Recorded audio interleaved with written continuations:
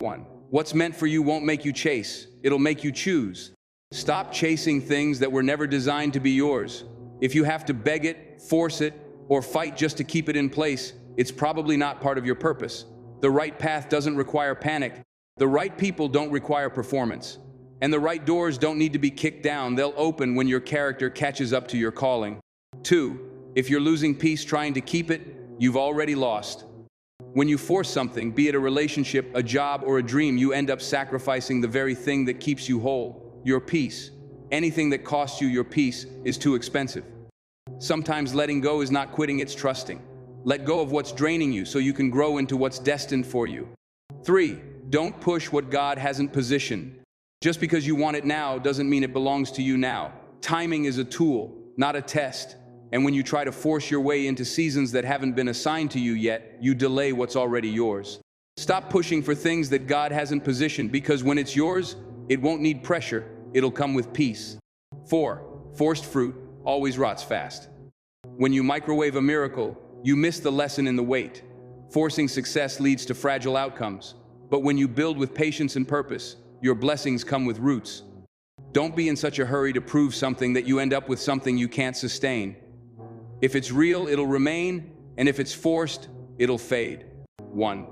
What's meant for you won't make you chase, it'll make you choose. There comes a time in life when you have to stop running after things and start walking in who you are. So many people are trapped in the pursuit of what they believe they need to feel whole, validated, accepted, or successful. But here's the truth that many ignore. What's meant for you doesn't require a chase. It requires a choice. The choice to believe, the choice to prepare, the choice to trust, the choice to stand still when everything around you is screaming to move. You don't chase purpose. You align with it. Chasing is what we do when we don't believe we're enough as we are. It's what we do when we think we have to overcompensate, perform, or prove something to the world. But purpose doesn't respond to pressure, it responds to preparation. It doesn't unfold because you forced it. It unfolds because you were ready for it. You don't have to chase what has your name on it. And when you stop running after everything that looks good on the outside, you finally start receiving what's right on the inside. We've been conditioned to believe that hustle is the highest form of ambition, that if we're not striving, we're slipping. If we're not pushing, we're perishing. But not everything that requires force is a fight worth winning. There's a difference between perseverance and panic. There's a difference between persistence and proving. Some people aren't persistent, they're just panicking in disguise, trying to manipulate outcomes through movement. They don't know how to be still. They don't know how to trust the timing of their lives. They don't know that there's strength in surrender and power in patience. The world tells you to keep chasing. Chase love, chase money, chase recognition, chase followers, chase the dream. But what if the dream was waiting for you to stop chasing and start choosing? Choosing to become someone with integrity, choosing to become someone with discipline, choosing to become someone who no longer needs external validation to feel valuable. That's where true confidence lives, not in the chase, but in the choice. You don't have to run after someone who wants to be in your life. The right people don't need to be convinced they recognize your value without a pitch. The right relationships don't make you feel like an afterthought. They don't make you question your worth. You don't have to chase someone into loving you. You don't have to manipulate your personality to keep someone around. You don't have to beg to be seen, heard, or respected. What's meant for you will see you even when you're silent. It'll hear you even when you're still. It'll find you in the places you thought you were forgotten. The same principle applies to opportunity. Not every open door was meant for you to walk through. Some doors look like blessing but lead to burnout. Some doors look like elevation but lead to ego. Not every spotlight is worth standing under. And not every position is aligned with your purpose. When you're chasing just to prove you're successful, you end up running away from the very thing that would have made you fulfilled. But when you choose based on purpose instead of pressure, you find peace even in the process. There's something sacred about alignment. When you stop chasing, you start aligning. And alignment is about inner conviction, not outer confirmation. When your soul is aligned with your assignment, you don't need applause to move forward. You don't need people to validate your journey. You don't need comparisons to chart your progress.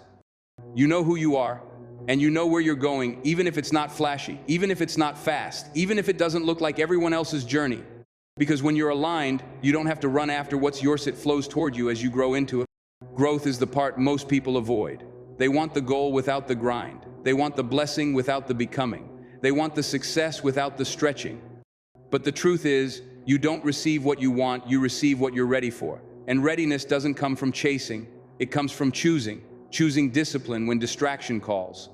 Choosing humility when pride tries to lead. Choosing focus when temptation comes in the form of quick shortcuts. You become the person who can carry the promise not by sprinting toward it, but by submitting to the process. When you're chasing, you start seeing everything as a competition. You start comparing your timeline to theirs. You start wondering why you're behind, why they got the job, why they found the relationship, why they're getting the attention. But comparison is the thief of clarity. You lose your sense of direction because you're too busy watching everyone else's route, and the chase turns into confusion. You don't even know what you're running after anymore. You just know you're tired, you're drained, you're disoriented. But when you shift from chasing to choosing, everything changes. You're not fighting to be seen, you're preparing to be steady. You're not striving for status, you're strengthening your substance. You're not performing for praise, you're planting for purpose. And in time, you'll look up and realize you didn't have to chase it because it was already written for you. You just had to grow into it.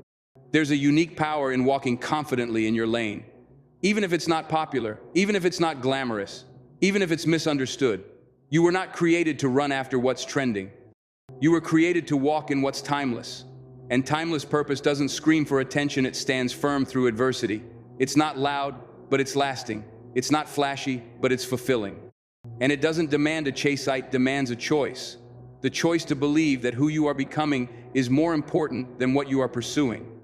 It's easy to chase validation when you haven't yet valued yourself. That's why self-worth matters. Because until you know your value, you'll keep negotiating your worth in rooms that don't even deserve your presence. You'll keep running after people, positions, and platforms that only leave you empty. You'll keep trying to earn what you were already born with. But the moment you choose to see your value, the moment you choose to honor your calling, the chase stops. And that's where clarity begins. You can't chase peace, you create it. You can't chase purpose, you become it. You can't chase fulfillment, you grow into it. And none of that comes through panic, it comes through presence. Being present with yourself, present in your process, present in your preparation, choosing to show up for your own life instead of running after someone else's.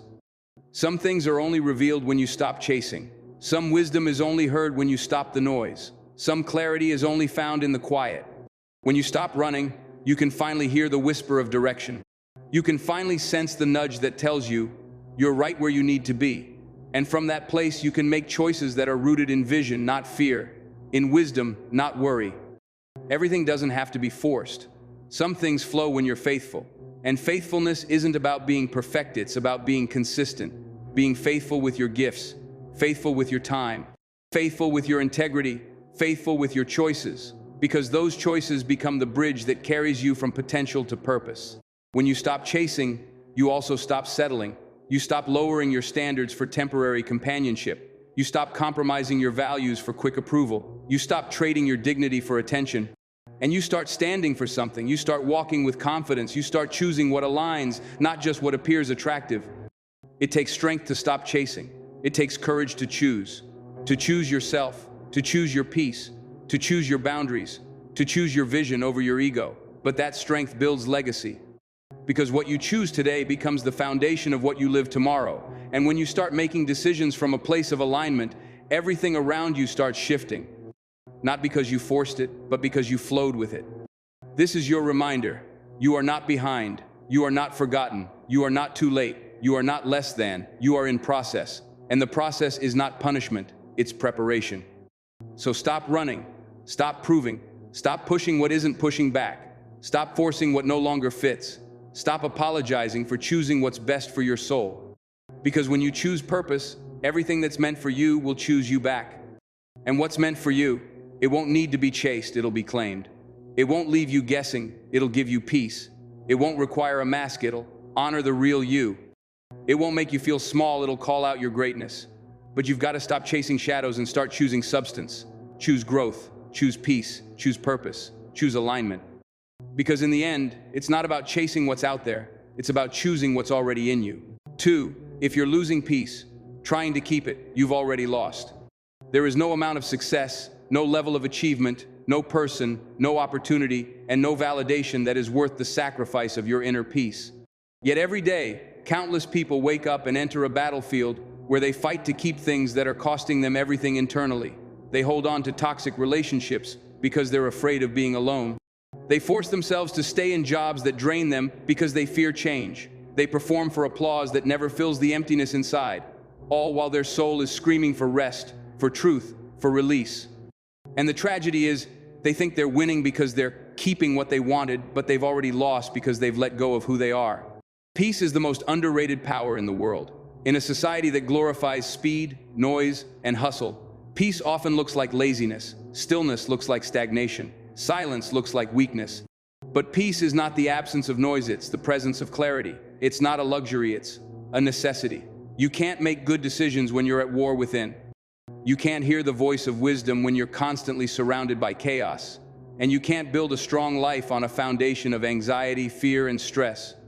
There comes a point in every journey where you have to ask yourself, is this peace or just pressure I've gotten used to? Because just because you've adapted to dysfunction doesn't mean it's healthy. Just because you've learned how to function in chaos doesn't mean you're thriving. Many people are calling survival success. They're still showing up, still working, still smiling, and they've lost themselves in the process. They're not living, they're enduring, and there's a huge difference between the two. When you're losing peace to keep something, you are paying a price that will eventually bankrupt you emotionally, mentally, and spiritually. You can't keep bleeding for things that were never meant to be kept.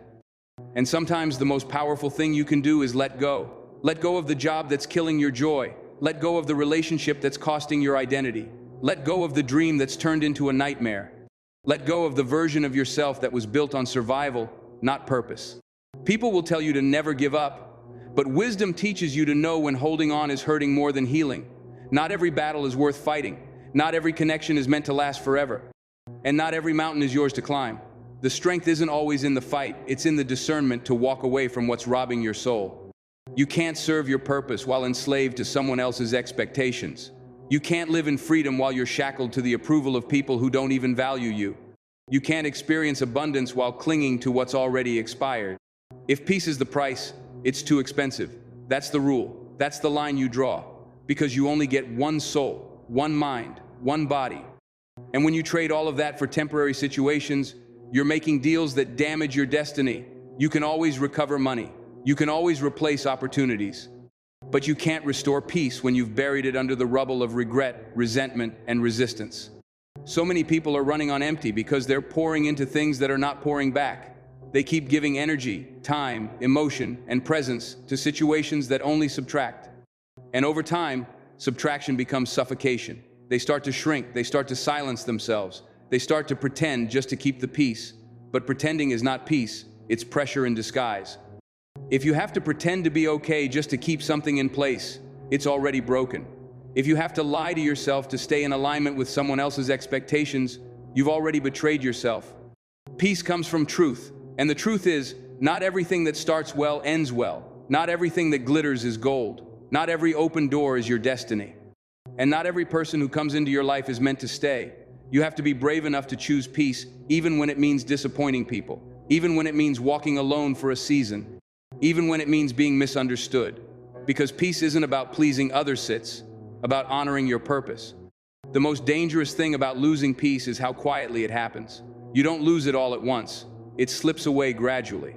First, it's the uneasy feeling you ignore. Then it's the tension you explain away. Then it's the anxiety you normalize. Then it's the resentment you bottle up. Until one day, you wake up and realize you don't recognize your own life. You're surrounded by things you built on the outside, but empty on the inside. And that's when the pain sets in, not because you failed, but because you succeeded at becoming someone you were never meant to be. Your peace is a signal. It tells you when something's right. It alerts you when something's off. But you've got to learn to listen. The world will tell you to ignore it. Power through it, they say. Push past it. Don't let your feelings get in the way. But peace isn't a feeling, it's a knowing. It's the inner compass that tells you when you're out of alignment. And the more you ignore it, the more you drift into disconnection from yourself. And here's what they don't tell you. Peace requires boundaries. You can't keep your peace if you don't protect your space. Some people bring drama wherever they go. Some environments are contaminated with competition, ego, and toxicity. Some habits rob you of peace before you even realize it. That's why you have to be ruthless about what you allow in your life. If it costs your peace, it's not worth the convenience. If it steals your joy, it's not worth the opportunity. If it depletes your soul, it's not worth the applause. Sometimes keeping your peace means saying no to good things so you can say yes to the right things. It means not responding to every opinion. It means not attending every argument you're invited to. It means not sacrificing your healing just to maintain a connection. It means choosing rest over running, truth over tolerance, and authenticity over acceptance. You'll find that the most powerful version of you is the one that doesn't need to be loud, the one that doesn't need to prove anything, the one that walks into a room full of noise and still carries silence like a weapon. That kind of peace is unshakable. It's not reactive. It's not fragile. It's anchored in identity, grounded in purpose, and protected by wisdom. And once you taste that kind of peace, you'll never again allow chaos to rent space in your life. Here's something else peace teaches you. You don't have to engage everything that calls your name. You don't have to respond to every insult. You don't have to chase every opportunity. You don't have to fix everything or everyone. You don't have to save people who don't want to be saved. You don't have to carry burdens that don't belong to you. You are allowed to choose yourself. You are allowed to choose peace, even if it means silence, even if it means stillness, even if it means stepping away from what used to define you. Some people won't understand your peace because they've never experienced their own. They'll call you selfish. They'll call you distant. They'll say you've changed. But that's okay. Not everyone is meant to go where peace is leading you. You can love people from a distance and still protect your energy. You can care about someone and still care more about your own mental and emotional well-being. You're not responsible for their comfort, you're responsible for your clarity. You have to understand that peace is the foundation of purpose. Without peace, even the most amazing opportunities become burdens. Without peace, even the greatest relationships become toxic. Without peace, even success becomes stress. And what's the point of having the world if you've lost your soul in the process? What's the point of achieving milestones if you're miserable while reaching them? Don't confuse busyness with progress. Don't confuse noise with significance. Don't confuse activity with alignment. You can be busy and broken. You can be surrounded and still feel alone. You can be praised and still feel empty. That's why peace has to be your priority, because peace doesn't lie. Peace doesn't perform. Peace doesn't manipulate. Peace just is. And when you find it, everything else starts to make sense. Peace doesn't mean your life is perfect. It means you're grounded in something deeper than circumstance. It means you're no longer at the mercy of other people's chaos. It means you've learned how to protect your space, guard your energy, and trust your intuition. And that kind of peace is rare, but it's worth everything. You deserve peace that doesn't require pretending. Peace that allows you to breathe deeply. Peace that isn't tied to someone else's opinion. Peace that lets you sleep at night. Peace that supports your growth. Peace that feels like home. Peace that reminds you who you are not, who the world told you to be. That kind of peace doesn't come by chance. It comes by choice. And if you're losing that peace just to keep something else, it's time to reevaluate everything. Because what you're building will eventually collapse if peace isn't part of the foundation. Choose peace over pressure. Choose stillness over chaos. Choose clarity over confusion. And most of all, choose yourself. 3. What flows to you is always meant for you. Stop forcing what doesn't fit. There's a moment of transformation that happens in a person's life when they finally realize what's meant for you will not have to be forced, faked, or chased. It will flow. It will come with alignment, not anxiety. It will come with clarity, not confusion. It will come with grace, not grinding for the wrong things. But far too often, we miss what's flowing to us because we are obsessed with fixing what's failing us. We become so consumed with the image of how things should be that we miss the peace of how things actually are. That's where frustration takes root. That's where exhaustion is born, not from the work itself, but from forcing something that doesn't fit. You can force yourself into rooms, relationships, roles, and routines, but if it costs your identity, it's too expensive. If you have to shrink to fit, if you have to bend your truth to belong, if you have to betray your gut just to maintain the illusion of success, you are not in alignment, you're in bondage. And bondage doesn't always come with chains. Sometimes it comes disguised as opportunity. Sometimes it wears the mask of ambition. But anything that forces you out of your authenticity is a prison in disguise. Forcing something to work is a slow death of your soul. It's the emotional wear and tear that doesn't show up in metrics or awards, but it corrodes your spirit one compromise at a time. You stay in the job because the paycheck is steady, but your passion died months ago. You stay in the friendship because it's familiar, even though it's no longer fruitful. You keep pursuing the plan because that's what you told everyone you would do, but deep down, you already know it's not what you're meant for. That's how people get stuck trapped in plans they outgrew, identities they no longer believe in, and definitions of success that were never theirs to begin with. It's hard to let go of something you once prayed for, but maturity is knowing when a blessing has expired. It's knowing that just because something worked before doesn't mean it's still working now. And it takes wisdom to know the difference between persistence and pressure. Persistence is anchored in purpose, it fuels you forward. Pressure, on the other hand, is fear wearing the costume of hustle. It drives you to perform, to prove, to push past the warning signs. But anything you have to beg to stay was never meant to belong. There's a rhythm to life, and when you're in it, everything aligns in ways that defy logic.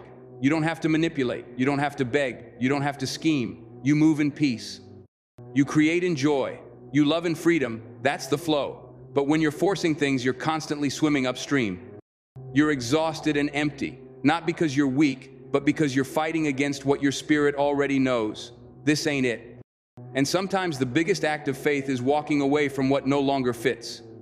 Not everything that breaks your heart is a tragedy. Sometimes it's a release, a redirection, a divine intervention in disguise. We like to believe that success is about holding on, pushing harder, grinding longer. But real success?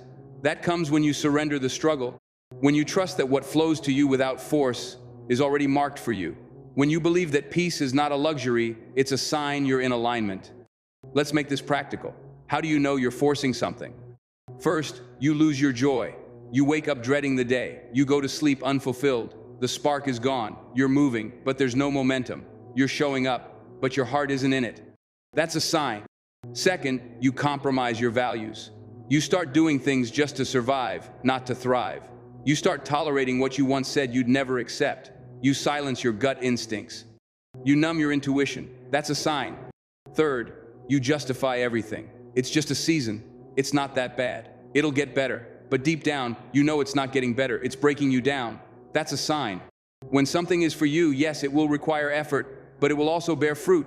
Effort without fruit is exhaustion, and there are too many people exhausted from planting seeds in soil that was never theirs. You can't grow roses in concrete. You can't force a dream to thrive in a place where your soul can't breathe. Here's the truth you've got to face. Some things are heavy because they're not yours to carry. Some people are draining because they're not your assignment. Some doors are closed because what's behind them isn't aligned with your destiny. And some delays are not denials, they're divine protection. But when you're obsessed with forcing things, you miss all of that. You try to fix what God is trying to remove. You cling to what life is trying to clear out. And then you wonder why nothing is working. Alignment isn't effortless, but it isn't forceful either. It flows. There's resistance, but there's also rhythm. There's challenge, but there's also confirmation. When you're in alignment, even the hard things feel holy. You're not fighting to keep your place, you're walking in grace. So what does flowing actually look like? It looks like peace after you make the decision, not panic. It looks like doors opening that you didn't even knock on. It looks like people who see you without you needing to explain yourself. It looks like ideas that energize you instead of drain you. It looks like resting at night because your soul is not in a constant state of fight or flight. Flow is the fruit of faith. It means trusting that you don't have to chase what is meant for you. It will find you when you become the version of yourself that is ready to receive it. That's the work, not forcing things to happen, but becoming someone who no longer needs to. It means healing the parts of you that believe love has to be earned, that success has to hurt. That joy is something you can only enjoy after you've suffered. Flow is what happens when you stop proving and start receiving. You are not behind. You are not too late. You haven't missed it. You're just learning to stop grabbing at what's not for you. You're learning to stop apologizing for outgrowing what once felt comfortable. You're learning to stop feeling guilty for choosing peace over pressure. And most of all, you're learning to stop forcing a fit in places where your spirit can't breathe. Look at your life right now. What feels like friction? Where are you out of rhythm? What relationships feel like you're always on edge? What roles feel like costumes instead of callings? What environments drain you the moment you enter them? That's where your freedom begins, by being honest about the friction, by admitting what isn't working anymore. Because you can't fix what you're not willing to face. There's nothing noble about staying stuck. There's no reward for suffering in silence. And there's no badge of honor for becoming someone you're not just to keep up appearances. The real reward is in authenticity, in flow, in freedom. And freedom comes when you decide, if I have to lose myself to keep it, I don't want it. You weren't created to live a life of force. You weren't created to push through pain endlessly, to pretend endlessly, to perform endlessly. You were created to move with purpose, to build from peace. to love from wholeness, to create from clarity. That's your default setting. Everything else was conditioning. Everything else was survival. But now, it's time to thrive. When you let go of what doesn't fit, space opens up for what does. When you stop forcing what's falling apart, your hands are free to receive what's falling into place. You'll start to notice how the right people show up when you stop chasing the wrong ones. The right opportunities reveal themselves when you stop gripping expired dreams. The right energy floods your life when you stop entertaining what drains it. Letting go is not failure. Letting go is wisdom, it's strength, it's alignment. It's a declaration that you finally believe what's flowing to you is enough and that you don't have to beg for what's already yours.